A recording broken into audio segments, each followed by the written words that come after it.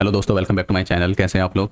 इस week market एक range में काम किया मार्केट ने, जो कि अपनी रेंज थी 19,800 से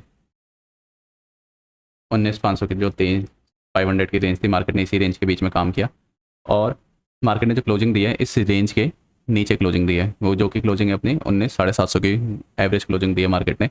अब इसके बाद देखते हैं मार्केट में नेक्स्ट वीक का क्या रह सकता है ट्रेंड। अगर मार्केट नेक्स्ट वीक भी इसी रेंज में ट्रेड करती है तो हमें जैसे यहाँ पे आएगी तो एक बार हम बाइंग की ट्रेड करेंगे, ठीक है। यहाँ पे आएगी तो हम शॉर्ट की ट्रेड नहीं करेंगे, ठीक है। आपके ऊपर आएगी तो मार्केट तो सीधा एक बार ब्रेकआउट दे सकती है, पर इसके भी कंडीशंस है।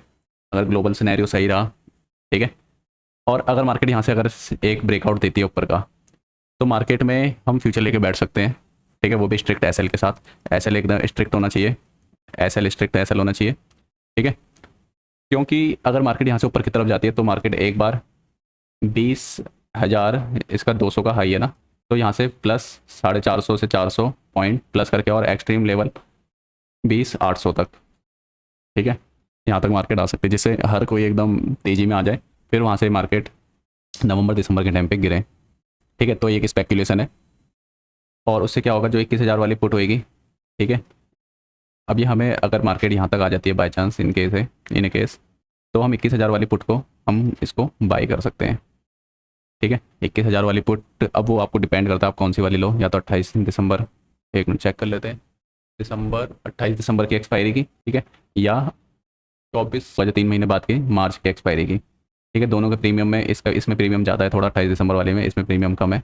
तो हम देखेंगे अगर 20,800 तक आ जाती है तो जो 21,000 वाली पुट होगी वो हमारे लिए एकदम जैकपॉट की तरह काम भी कर सकती है, ठीक है। तो ये तो रहा आगे का सिनेरियो।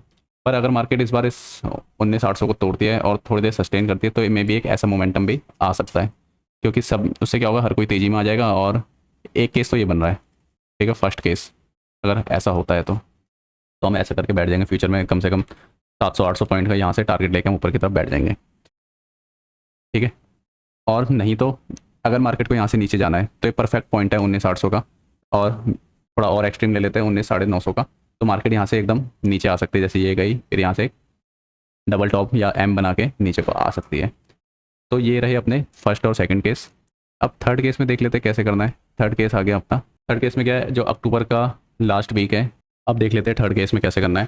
थर्ड केस में क्या होता है, अगर मार्केट इसी रेंज में रहती है और मे भी मार्केट में अगर मंदी आएगी तो जो सेकंड लास्ट वीक है उसके वेंसडे से मंदी आ सकती है, ठीक है। पर अभी इतना लग नहीं रहा है, क्योंकि अभी हर कोई प्रिडिक्टेबल हो जाएगी अगर मंदी अभी आएगी तो मे भी एक बार मार्केट को 20,200 का जो या 250 का जो भी ATH है अपना, इसको यहाँ पे ब्रेक करें, फिर जिससे हर कोई तेज़ी में आ जाएगा, ठीक है। तो इस वजह से मार्केट में जब भी एक मंदी का एक्सपेक्टेशन रखनी है तो 20,600 से 20,800 की रेंज में भी रख सकते हैं हम, ठीक है। तो बहुत बार ऐसे भी हुआ है कि इसी लेवल से नीचे मंदी आ जाती है। तो ये तो दो केस बन रहे अपने, ठीक है, आने वाले टाइम के लिए। तो अब देख लेते हैं, अगर कल मार्केट में अगर हमें कल एक बार यहाँ पे मिलती है 19,680 के पास मार्केट, तो हम एक बाइंग की ट्रेड बना सकते हैं, ठीक है।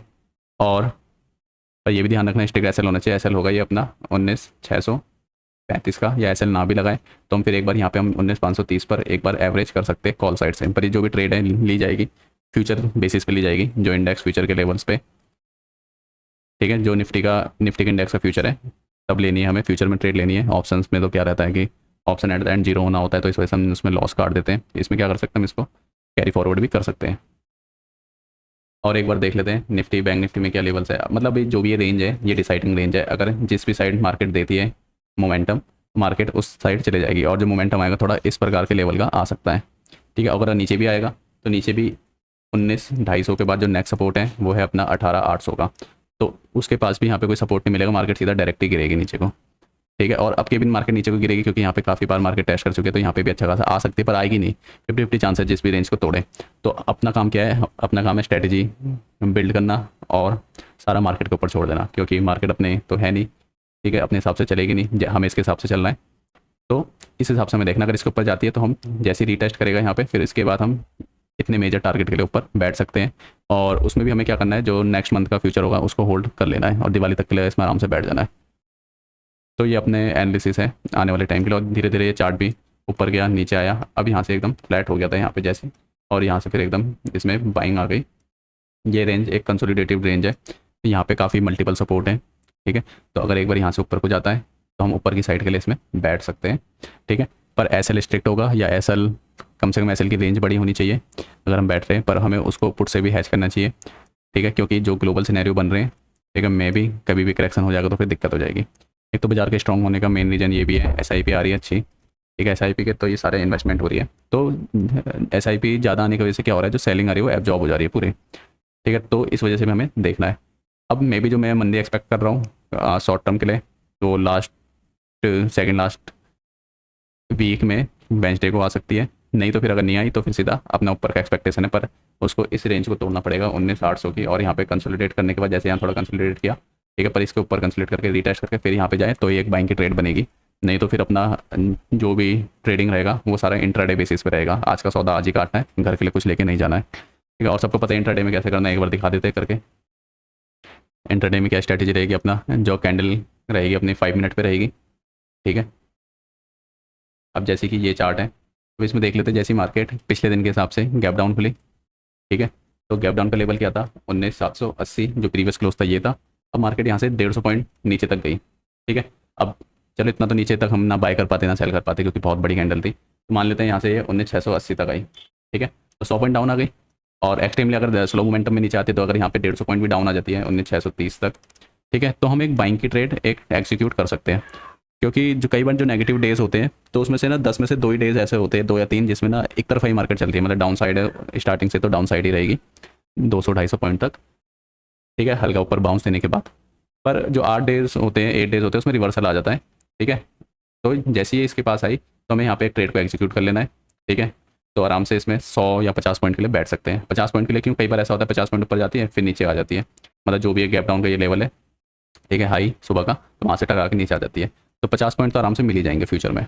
और बेसिकली अगर यहाँ से 100 पॉइंट ऊपर चले गई तो वहाँ से एक रिवर्सल का भी टारगेट रहता है, जो भी नियरेस्ट रेजिस्टेंस है, ठीक है।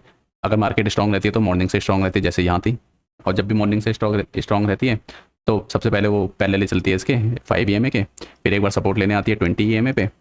अगर किसी से भी ट्रेड छूट जाए यहाँ पे, ट्रेड लेने में कॉन्फिडेंस ना है, तो जैसे 20 EMA के पास आए सपोर्ट लेने, तो यहाँ पे हम जो पिछला स्विंग है ये ऐसे लगा के हम यहाँ पे इसको बाइंग कर सकते हैं, और फिर से वही जो नेक्स्ट रेजिस्टेंस होगा वहाँ तक के लिए टारगेट हम लगा सकते हैं, ठीक है। ये इसका रहता है ऐसा जब स्ट्रॉन्ग बाइंग वाले दिन होते हैं, और जो मोमेंटम रहता है स्ट्रॉन्ग बाइंग वाले दिन 200 से 250 पॉइंट का रहता है, ठीक है। स्ट्रॉन्ग मंदी वाले दिन भी 200 से 250 पॉइंट का रहता है, पर जो 1 वे चलती है मंदी, ठीक है, इसके लिए भी प्रीवियस वीक एपिसोड से वहाँ पे जाके देख सकते हैं, शनिवार संडे का एंजॉय कर सकते हैं पूरा लर्निंग में।